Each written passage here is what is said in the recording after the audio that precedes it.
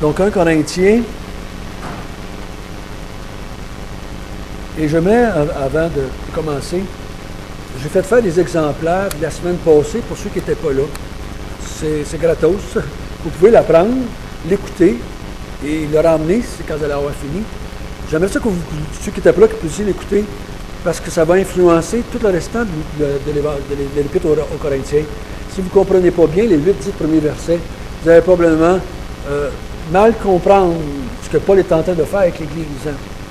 Parce qu'avant de reprendre l'Église, avant de corriger l'Église dans un paquet d'affaires, il a commencé par leur dire des vérités qui étaient essentielles. Parce que si on ne fait pas ça, on détruit les gens. Si on ne fait pas ce que Paul a fait dans les premiers 10 versets, on devient légaliste. On devient légaliste. On met des lois, on met des règles. Donc, je vous encourage à le prendre, à l'écouter chez vous et de le ramener la semaine prochaine, peut-être pour que d'autres puissent s'en servir. Donc, venez vous en chercher après la réunion si vous voulez l'écouter. Ce qu'on va regarder ce matin, c'est quelque chose qui est très difficile, je dirais même impossible à observer dans la société. C'est quelque chose qui n'est pas présent, qui n'est pas à la mode dans notre monde dans lequel nous vivons. C'est plutôt le contraire qu'on entend tous les jours, qu'on entend des nouvelles, qu'on entend nos gouvernements, qu'on entend les gens parler. Et on n'est pas capable de le faire par nous-mêmes en tant que race humaine. Donc, dans notre folie du péché, on va dans l'autre sens. On va dans l'autre sens. Parce qu'on n'est pas capable d'avouer en tant qu'être humain qu'on n'est pas capable, donc on se justifie en disant le contraire. Et ce qu'on va parler ensemble, c'est de l'unité. Il n'y en a pas d'unité dans le monde dans lequel nous vivons. On essaie depuis des millénaires d'unifier les villes, les pays, les différentes places. Cette semaine, j'écoutais quelque chose au gouvernement qui était pour investir des milliards de plus dans l'armée canadienne. Pourquoi? Parce qu'il n'y a pas d'unité dans le monde. On a peur de notre voisin. On a peur. Je ne dis pas avec raison. Oui, on a même avec raison. Mais lui, l'autre bord, il a peur de nous. Puis nous, on a peur de lui. Fait que c'est réciproque. Et à cause qu'il n'y a pas d'unité dans le monde, pas d'harmonie, mais on dépense des milliards par année à travers le monde. J'avais écouté une émission une fois qui disait que si on prenait l'argent qui est investi dans les armées du monde, on pourrait nourrir la planète 10 fois. On pourrait éliminer toute la pauvreté du monde. Et ça, c'est une manifestation de notre peur de nos concitoyens, de nos gens alentour de nous. Vous pensez que vous n'êtes pas comme ça? Nous sommes comme ça. Je débarque de mon vélo l'été, je rentre dans un magasin pour 5 minutes, je mets une chaîne alentour. Ça veut dire quoi, ça? J'ai peur que quelqu'un passe et parte avec. C'est tout ce que ça veut dire. Je ne trosse pas mes concitoyens. Les autres font la même chose avec moi. Ils font la même chose avec moi. Vous entendez ça des fois dans les parkings. Les gens sortent de leur auto, ils font 7 pieds. Juste d'être bien certain que c'est barré. Parce que, encore, quelqu'un passe pour prendre mon sac sur ses en arrière.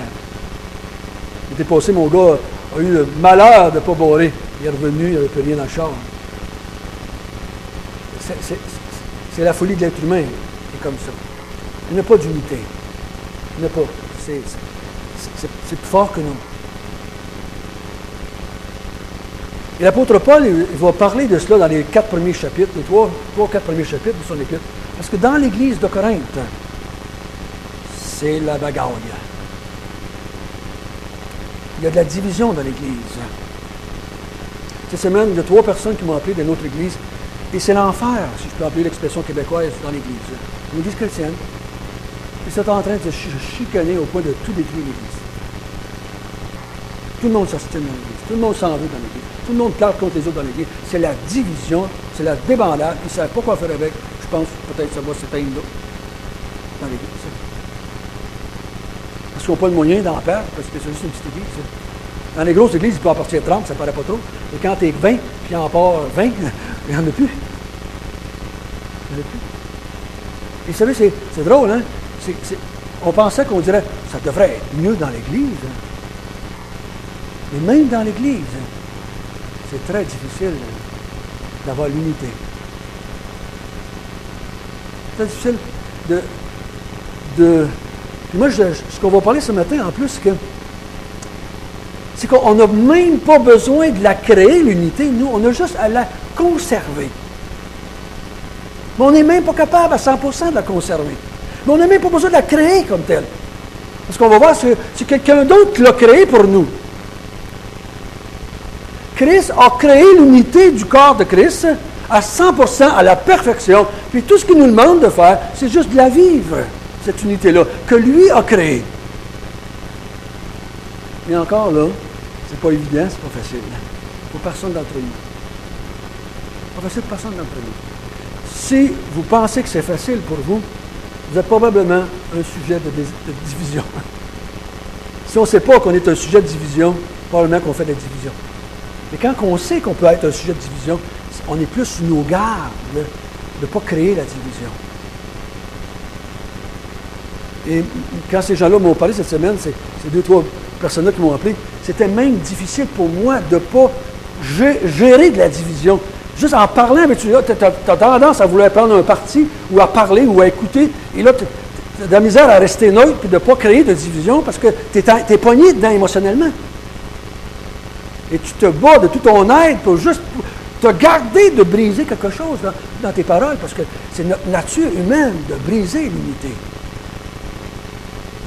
Il ne faut pas s'en faire. Il y avait une unité parfaite dans le paradis. Et c'est qui l'a brisé? C'est nous autres. Il y avait une unité parfaite entre Dieu et l'être humain. Et dans notre folie, on l'a brisé. On l'a brisé. Il y a eu une division entre l'homme et Dieu. Et Dieu est venu pour réparer la division qu'on avait faite. Parce que ce n'est pas nous autres qui l'avons réparé certains, en tant qu'être humain. Lui est venu à réparer cette division-là. La Bible nous dit que dans le Nouveau Testament, qu'il y a une tête dans l'Église. Hein? Il y a une tête. Et c'est pas la mienne. C'est pas toi non plus, James. C'est pas la mienne. Non, c'est pas toi, James. Il y a juste une tête. C'est qui? C'est Christ.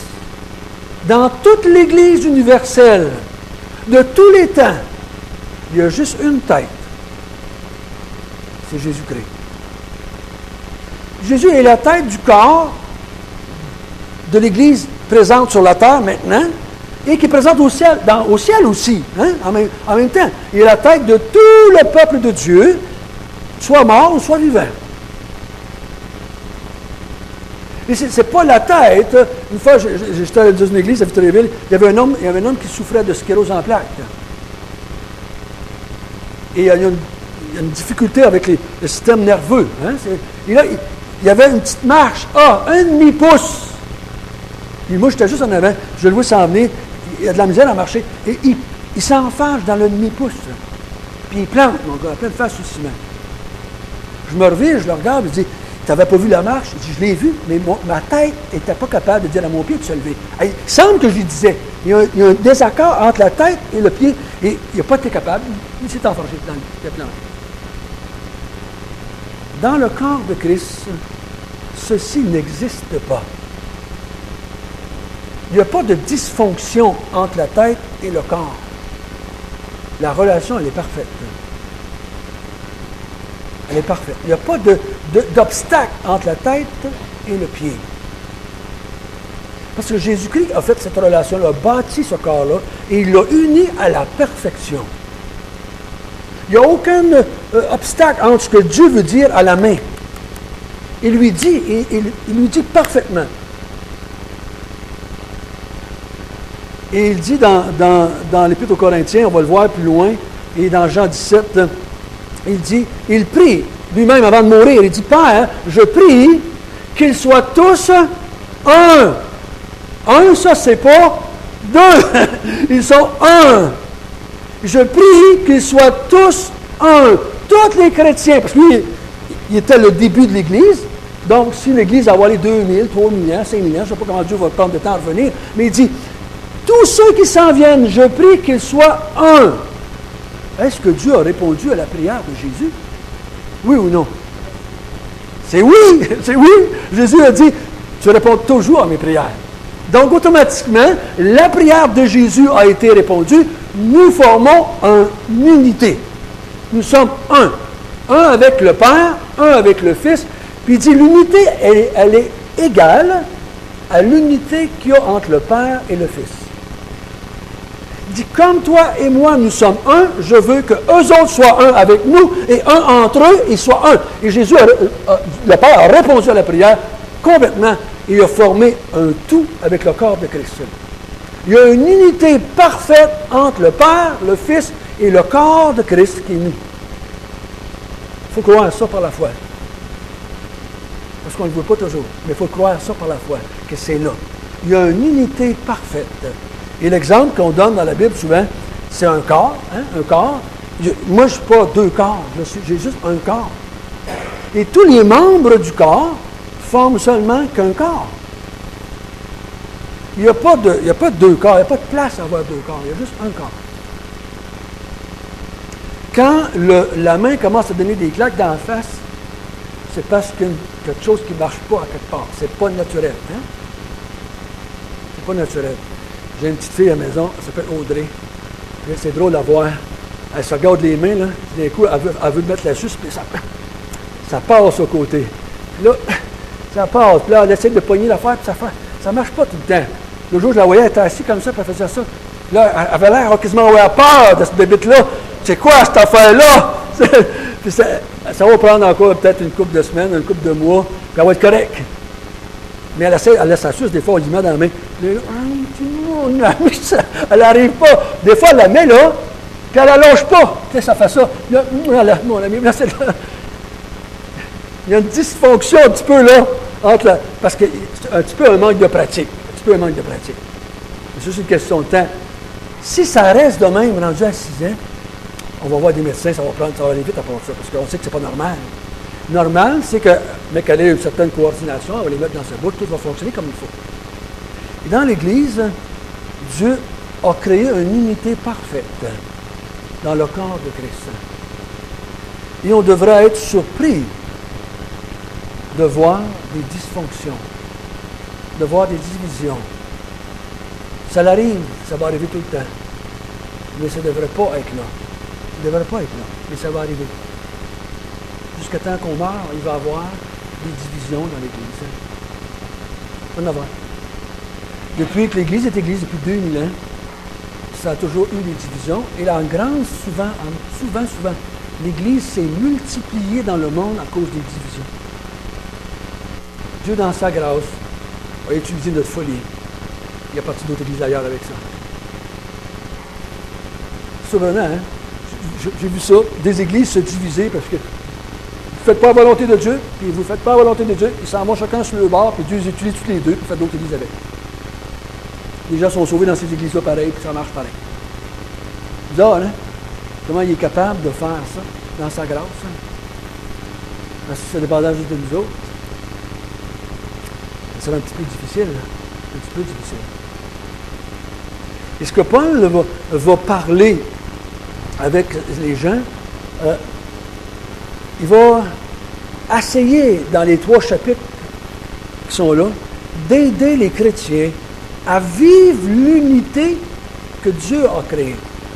Il ne leur demande pas de créer l'unité, il ne leur demande pas de faire l'unité, parce qu'on en est incapable, mais de vivre l'unité que Dieu a créée.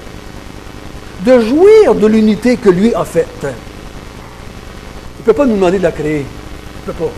On n'est pas capable. On n'est pas capable. Mais est-ce qu'on peut en jouir?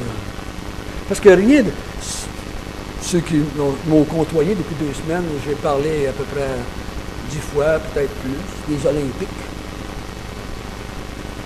Je suis émerveillé de la capacité d'un athlète, de voir la coordination qu'il peut avoir dans le corps humain. Moi, je ne suis pas capable. Je les regarde faire, là, ça s'en va à 100 000 à l'heure, mon gars, puis ils sont capables d'enligner les poteaux, comme ça, là, à 120 000 à l'heure, 120 km/h descendant une côte. Moi, je ne les verrai pas venir. La coordination entre la tête et le corps, ils peuvent s'en aller à 130 km/h, puis descendre une côte en pleine vitesse, puis passer entre les poteaux, arriver en bas dans 1 minute et 3 quarts. La capacité du corps, ils en jouissent du corps. Il n'y a rien de plus triste de voir un corps couché sur une table et qui n'est pas capable de fonctionner. Ça, c'est triste parce que normalement, il devrait fonctionner. Et l'Église, si elle pouvait fonctionner avec l'unité que Dieu lui a donnée, ça serait la plus belle machine du monde. C'est la plus belle. On dit que le corps humain est la plus belle création de Dieu. Il l'a fait le 6e jour. Il a mis la cerise sur le gâteau. C'est sa plus belle création.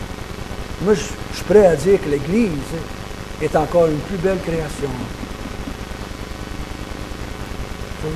C'est aussi parfait, l'Église, que le corps humain sans péché. Dieu a créé un organisme, un corps spirituel parfait, et il dit, jouissez-en. Vous ne pouvez pas le faire, mais tirez-en tous les profits que vous pouvez en tirer. Louez-moi, adorez-moi pour ce que j'ai fait entre vous autres, que j'ai fait avec vous autres. Nous, ce qu'on essaie des fois, c'est de créer l'unité. Et là, on s'en arrache les cheveux de sa tête, on n'est pas capable. Ce que le Seigneur nous demande, c'est juste, brisez-le pas, puis jouissez-en de ce que j'ai fait. Tirez profit de ce que j'ai fait pour vous autres. Et Paul, dans les premiers chapitres, va juste leur dire, essayer de leur donner quelques principes de base pour les aider à jouir de l'unité, à profiter du corps de Christ. Tout au long, il va nous le dire jusqu'à la fin. Le corps, tous les dons, c'est un exemple, tous les dons vous ont été donnés pour l'utilité, mais c'est l'édification de l'Église. Il dit, édifiez-vous, encouragez-vous, fortifiez-vous, jouissez les uns des autres, vous êtes un corps. Malheureusement, des fois on se comporte un peu comme Corinthe. Et c'est la galère. C'est la galère. Et je crois que ce n'est pas différent à Mont-Tremblant. On est comme ça aussi. C'est la galère, des fois. Et c'est pas toujours l'unité. Hein? Dans nos paroles, dans nos actions, c'est pas toujours l'unité. Des fois, on ne s'occupe pas d'un, comme on devrait s'occuper de notre main droite, mais de notre main gauche, pour ça, on ne le fait pas. C'est comme ça, c'est juste une manifestation de la folie du péché qui est en nous. Et il y en a un qui avait dit, quand tu donnes un coup de pied avec la jambe droite à ta jambe gauche, mais tu te fais du mal. Et nous autres, les uns et les autres, on est reliés ensemble par le corps, à cause qu'on est corps du Christ. Quand on fait mal à un, on se fait du mal à soi-même. On se nuit. On se nuit. On ne peut pas faire autrement. Parce qu'on fait partie d'un corps. Sans qu'on s'en rende compte, on se fait du mal. Et on nuit au restant, puis on a moins de jouissance du corps de Christ. Et on va voir ensemble que l'Église de Corinthe avait des divisions au niveau de leur leadership. C'est ce qu'on va voir ce matin. 3 chapitres qui vont en parler. Quasiment 4. Il y avait une grosse division au niveau des dons spirituels. C'était la bagarre. Ce qui avait été donné pour l'édifier est devenu un sujet de division et de querelle et d'engueulade, puis d'orgueil. Moi, je suis plus spirituel, moi, c'est moins spirituel, toi, tu n'es pas correct, moi, je suis correct. Et ça commençait à faire c'était l'enfer, je peux dire ici.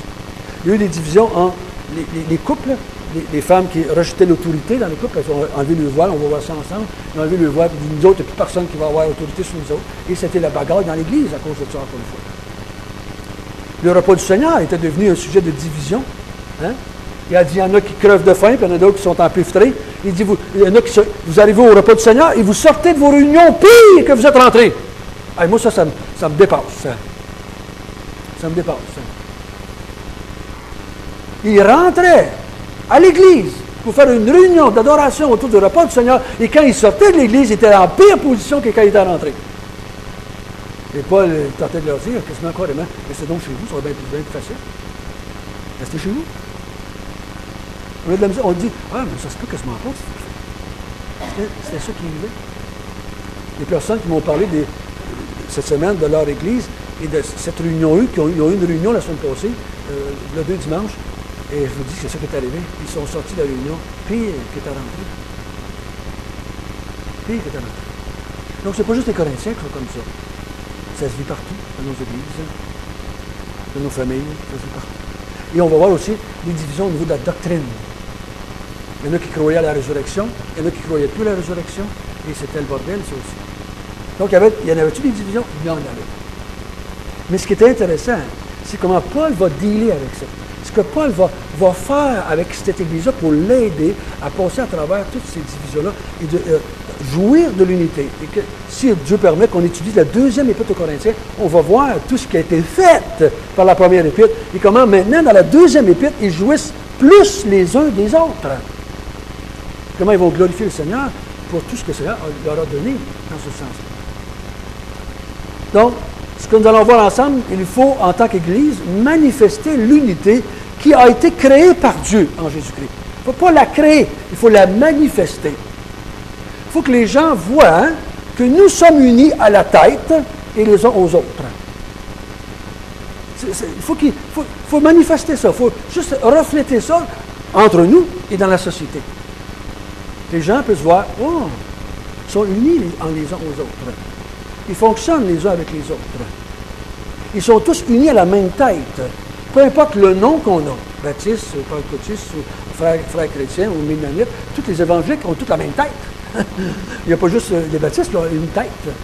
Toutes les églises ont la même tête.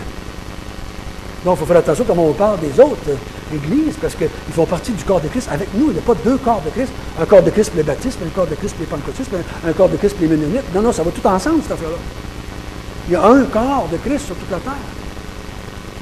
Et sans qu'on s'en rende compte, quand on fait du mal à d'autres, c'est au corps de Christ qu'on fait du mal et ça nous affecte, qu'on le veuille, qu'on ne le veuille pas. Souvent, je parlais à Denis, je disais, ce qui arrive à nos enfants, même s'ils sont partis de la maison, quand ça ne tourne pas rond dans leur vie, ça nous affecte, nous. Ça nous affecte, nous. Même s'ils ne sont plus là, ça nous affecte quand même, quand ça ne marche pas dans leur vie. Et c'est la même chose dans l'Église. Première chose, chapitre 1, on est au verset 10. On va lire du verset 10 jusqu'au verset 16, si vous voulez bien. Je vous exhorte, frères, par le nom du Seigneur Jésus-Christ, à tenir tous un même langage et un même point, et à ne point avoir des divisions parmi vous, mais à être parfaitement unis dans un même esprit, dans un même sentiment. Donc ça, c'est l'encouragement qu'il veut leur donner. J'aimerais que vous soyez parfaitement unis dans un même esprit et dans un même sentiment. Avoir un même langage. Car, mes frères, au verset 11, j'ai appris à votre sujet, par les gens de Chloé, qu'il y a des rivalités au milieu de vous. Je veux dire que chacun de vous parle ainsi. Moi, je suis de Paul, et moi d'Apollos, et moi de Céphas, et moi de Christ. Donc, il y avait au moins 4 divisions, 4 groupes dans l'Église. L'Église de Corinthe, je ne sais pas comment est-ce qu'il était de membres, comment il y avait de personnes qui étaient là, mais il y avait au moins 4 groupes.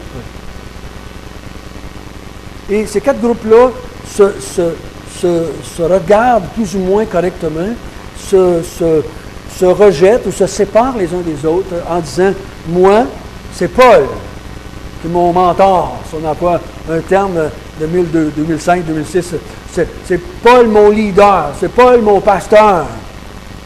Et l'autre dit « Moi, c'est Apollos ». Vous vous souvenez qu'Apollos, ceux qui été avec moi dans les actes des apôtres le mercredi, on a vu qu'Apollos est allé à Corinthe à un moment donné et était une grande utilité dans l'église de Corinthe.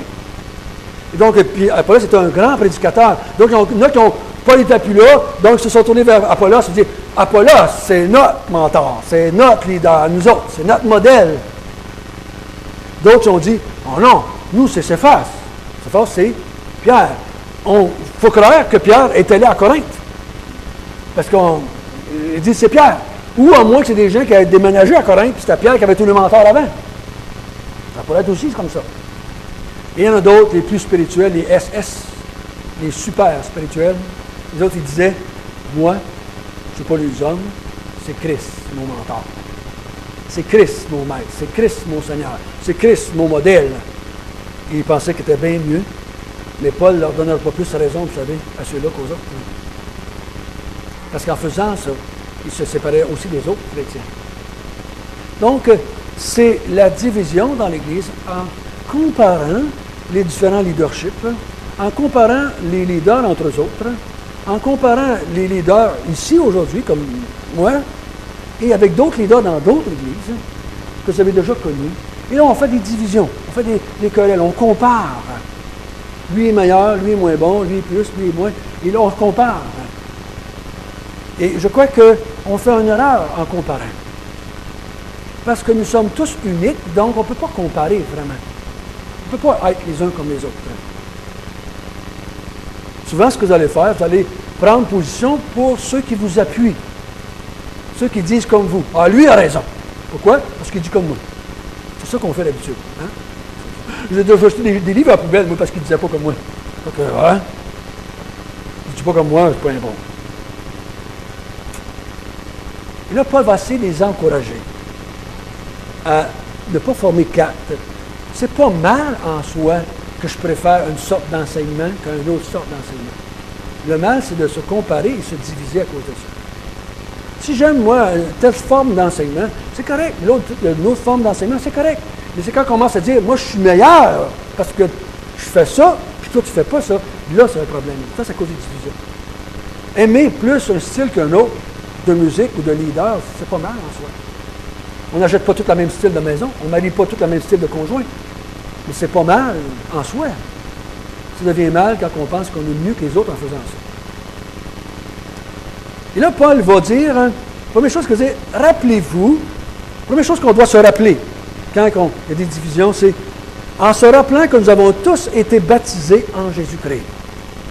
Il dit, rappelez-vous cela. Vous tentez de regarder mes notes, hein? Quand je vous vois que vous ne me regardez plus, je sais que vous regardez mes notes. J'essaie de me devancer. Pas correct. J'avais dû le voir, puis j'essaie de pisser sur mon piton, ça avançait plus, je ne sais pas si c'est la bonne affaire. Hein? Non. Je peux pas. Vous voyez, ma sœur et vous autres, on va lire nos notes. En se rappelant que nous avons tous été baptisés en Jésus. Il dit au verset 13, Christ est-il divisé? Paul a-t-il été crucifié pour vous? Ou est-ce en son nom de Paul que vous avez été baptisés? Je rends grâce à Dieu de ce que je n'ai baptisé aucun de vous, excepté Crispus et Gaius, afin que personne ne dise que vous avez été baptisés en mon nom. J'ai encore baptisé la famille de Stéphanas, du reste, à ce que je sache, je n'ai baptisé personne d'autre. Vous, comment Paul était prudent? Il dit, je me suis gardé de baptiser les gens.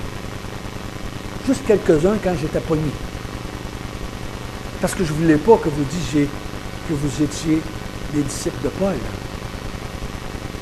Il dit, vous n'êtes pas été baptisés au nom de Paul. Il dit, avez-vous été baptisés au nom d'Apollos? Avez-vous été baptisés au nom de Céphas? Il dit, avez-vous tous été baptisés au nom du Seigneur Jésus-Christ? Qu'est-ce que ça veut dire, ça, être baptisé au nom de Jésus? On ne se fait pas baptiser au nom de quelqu'un. On ne se fait pas baptiser au nom d'une église. On se fait baptiser au nom du Seigneur Jésus. Ça veut dire quoi, ça? Le mot baptiser veut dire quoi? Immerger dans quelque chose. Hein? Dans quelque chose. Ici, on était immergé dans une personne, qui est la personne de Jésus-Christ. Il dit, tous, en autant que vous êtes, vous avez été unis par le baptême à une personne. Tout le monde à la même personne. Pas moi, admettons, à Lucie, et Lucie à Denise, et Denise. Non, c'est François à Jésus, Lucie à Jésus, Denise à Jésus, tout le monde à Jésus, pas un aux autres. Mais on est unis par le fait qu'on est tous attachés à la même personne, pas aux uns aux autres. On a tous chacun notre propre paire de menottes attachées à Jésus-Christ. Je n'ai pas moi une paire de menottes, puis tous vous autres, vous êtes à la... Tu sais, vous comprenez, on ne fait pas une ligne de téléphone, là.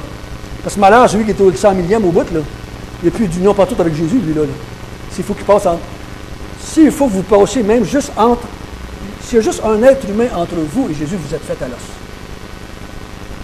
La Bible nous dit, il n'y a pas d'intermédiaire entre Dieu et Jésus-Christ, puis entre Dieu et les hommes. Il n'y en a pas, c'était Jésus.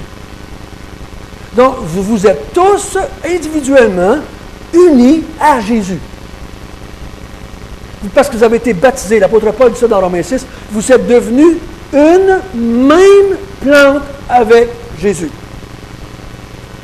Nous formons tous, chacun de nous individuellement, une plante nouvelle avec Jésus-Christ.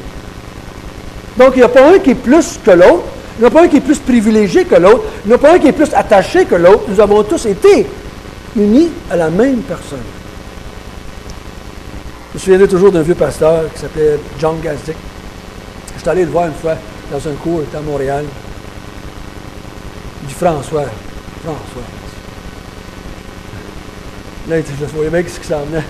On se tape ça, une petite claque là. Il dit, tu penses-tu que tu es plus proche que les autres du Seigneur? Tu penses-tu que tu es privilégié? Pas en tout. Tout le monde dans l'Église est attaché au Seigneur Jésus-Christ autant comme toi. Tout le monde a le Saint-Esprit près comme toi. Tu n'as pas plus que les autres, tu n'as pas moins que les autres, mais tu n'as pas plus que les autres. Souviens-toi de ça, tu n'as pas plus que les autres. Là, quelqu'un me dit, tu me le répètes souvent. Parce que dans ma tendance humaine, si je pensais que je n'avais plus que les autres. On pense toujours qu'on est mieux que les autres. On pense toujours. C'est notre grande lutte. Moi, je dis tout le temps, si je pense que je suis meilleur que le Seigneur, imagine-toi donc que je pense que je suis meilleur que toi. Parce que vous, quand je prends des décisions contre le Seigneur, je suis en train de dire que je pense que je suis meilleur. Le Seigneur dit, François, tourne à gauche. Non, je vais tourner à droite. C'est ce qu'on appelle le péché. Hein? Le Seigneur dit, tourne à gauche. Non, je vais tourner à droite. Parce que je pense que c'est mieux de tourner à droite. Je pense que je suis mieux. Je prends la meilleure décision que le Seigneur.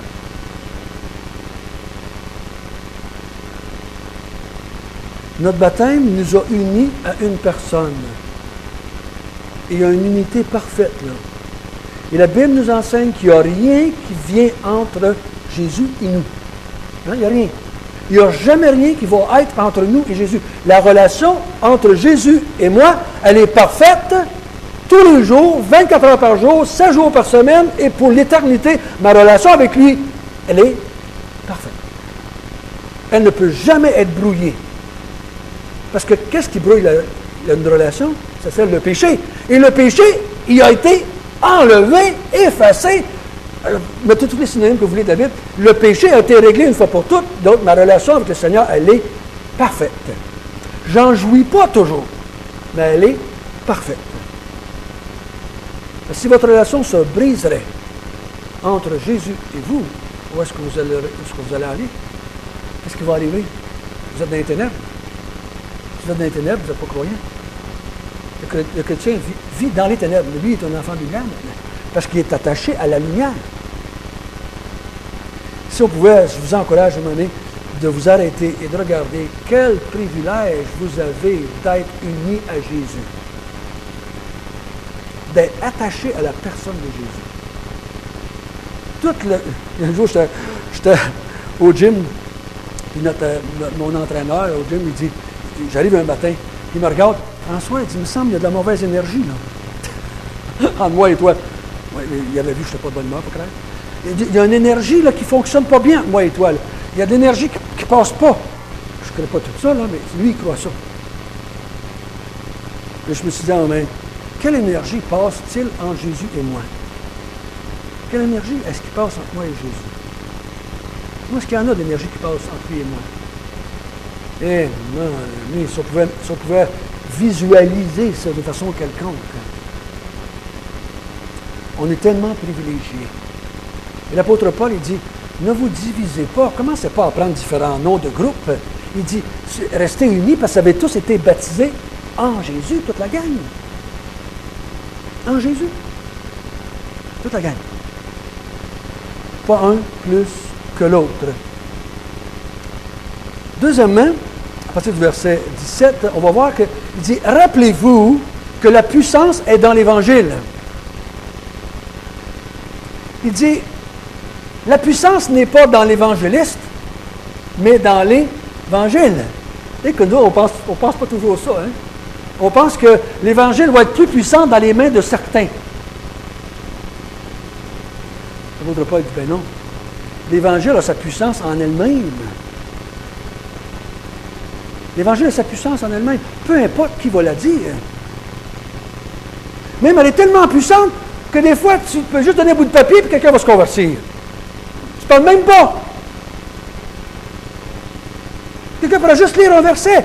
Et l'Évangile va avoir sa puissance en elle. Elle va sauver la personne sans que personne le lise.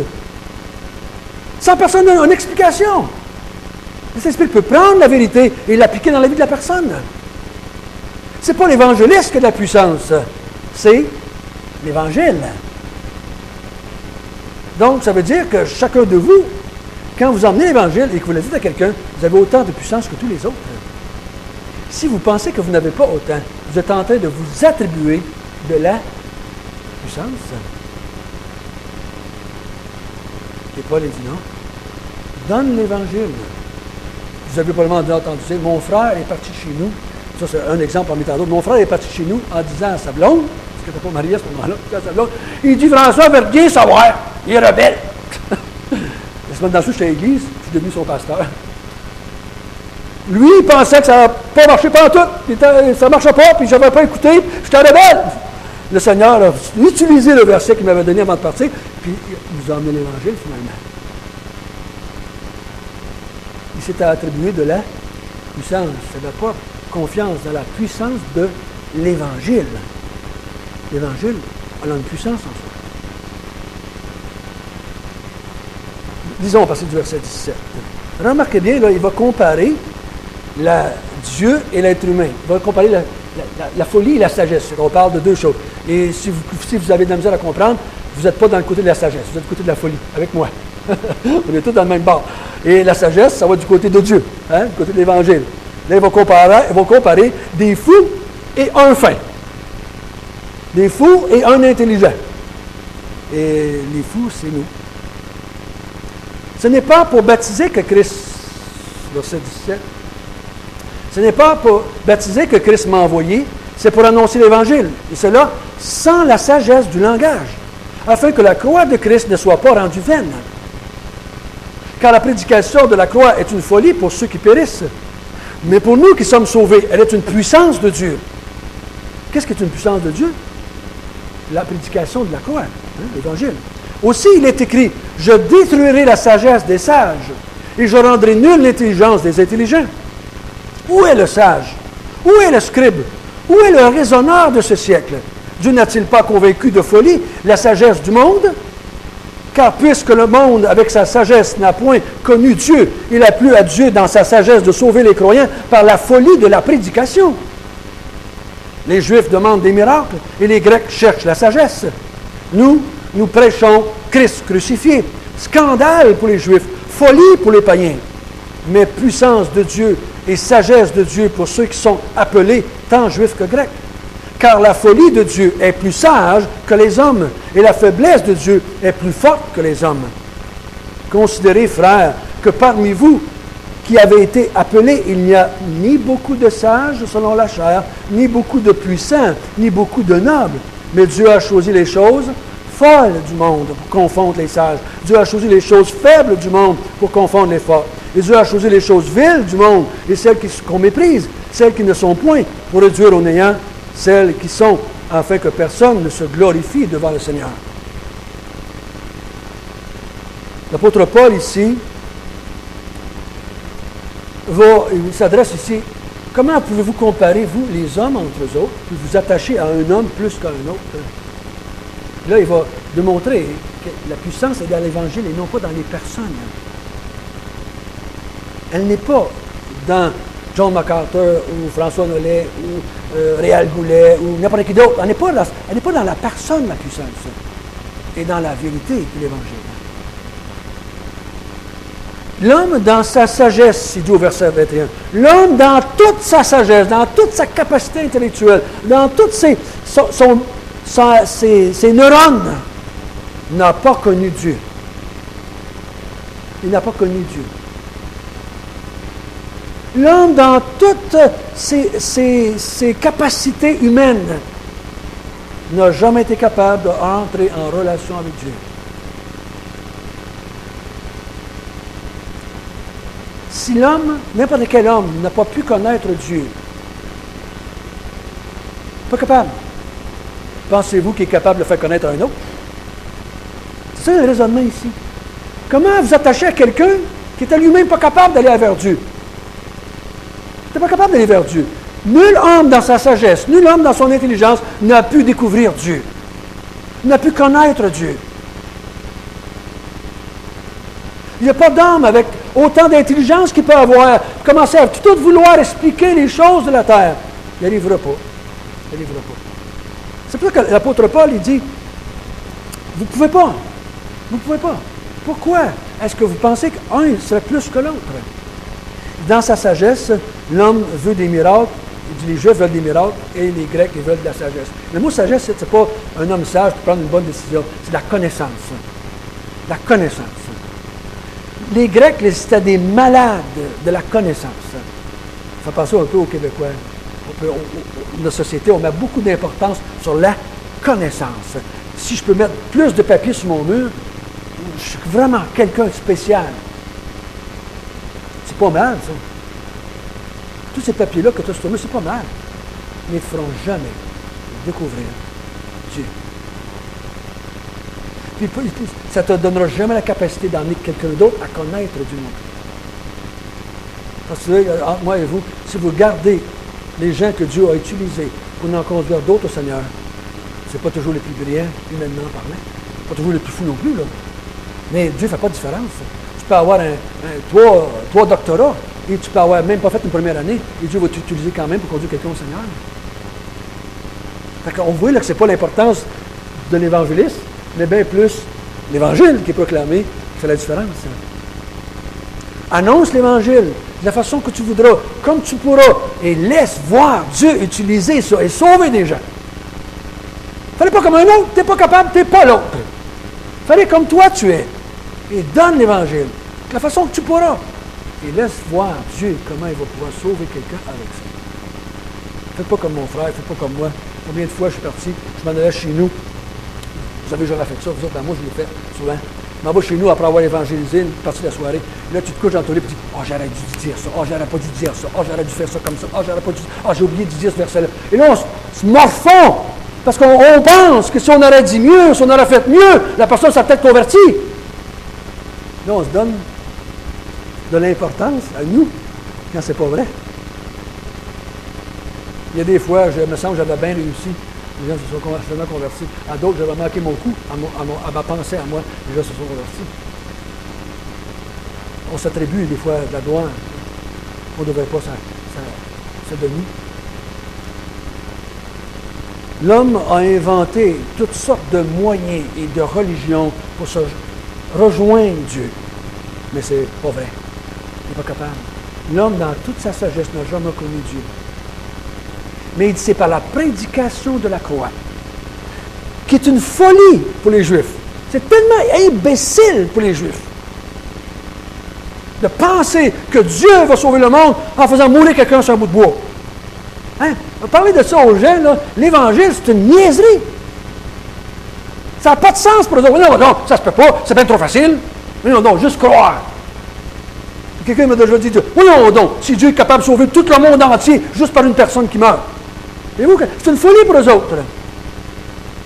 C'est pas quelque chose de très élaboré, très intelligent. C'est juste de dire, quelqu'un est mort pour toi à ta place. C'est la folie de la prédication. Mais Dieu a décidé de sauver le monde par la prédication de la croix. Il est en train de dire ici à Apollos, à Céphas, à Paul, à tout le monde, à tous les chrétiens, il dit, le message a de la puissance. Et le message, vous ne l'avez pas inventé. Il vient de venir une pensée à l'esprit, je regardais la télévision à un moment donné, puis il dit, le gars, il parle à la fille, puis il donne des grands mots romantiques. Puis, il parle des belles phrases, puis de la belle poésie. La fille a dit, c'est-tu de toi? Non. Ça enlevait toute la patente. Non, c'est quelqu'un d'autre.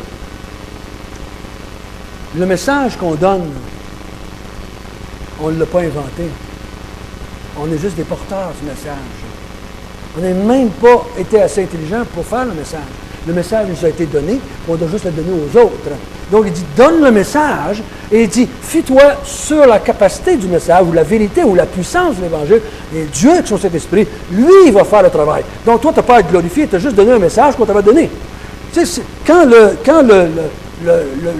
facteur vous donne une lettre, vous n'êtes pas en train de dire, ah, merci, facteur, merci, tu m'as écrit une belle lettre. Ben non, il est juste le porteur de la lettre. Et nous, on est juste des porteurs de lettres. Des porteurs. Pourquoi vous commencez à glorifier un plus que l'autre? Hein? Vous êtes rien en soi. Vous êtes juste des porteurs de lettres. Vous prêchez l'Évangile qu'on vous a donné, que vous avez reçu. vous la donnez à d'autres. Donc, il dit, arrêtez-moi ça tout de suite. Comparez pas les gens. Ça ne donne absolument rien. Ça fait juste de la division plus que d'autres choses. Donc, les deux premières choses qu'il dit, vous avez tous été baptisés en Jésus-Christ et vous n'avez pas de puissance en vous. Et vous avez juste l'Évangile a une puissance en soi. Et vous avez tous prêché l'Évangile. Moi, Paul, je vous ai prêché l'Évangile. Apollos a prêché l'Évangile. Céphas a prêché l'Évangile. Jésus a prêché l'Évangile. Donc, tous ces gens-là ont juste prêché l'Évangile. Donnez la gloire, on a vu à la fin, afin que toute la gloire revienne au Seigneur. On va voir ça la semaine prochaine en continuant. Notre bon Père du ciel, ce matin, tu nous parles de cette unité que tu as créée entre nous et toi, premièrement. Et le fait qu'on est tous unis les uns aux autres à toi, nous sommes automatiquement tous unis les uns aux autres, mais à travers Jésus-Christ. On n'est pas reliés directement l'un à l'autre, mais on est tous reliés aux uns aux autres, mais par Jésus-Christ. Apprends-nous, Seigneur, à méditer là-dessus, à penser, afin de pouvoir tranquillement ne pas créer des divisions, mais plutôt de jouir de l'unité que tu as créée en nous. De jouir les uns des autres au lieu de médire les uns des autres. Garde-nous. Gardez-nous toujours, Seigneur, devant les yeux, ces belles vérités. C'est au nom de Jésus que nous te prions.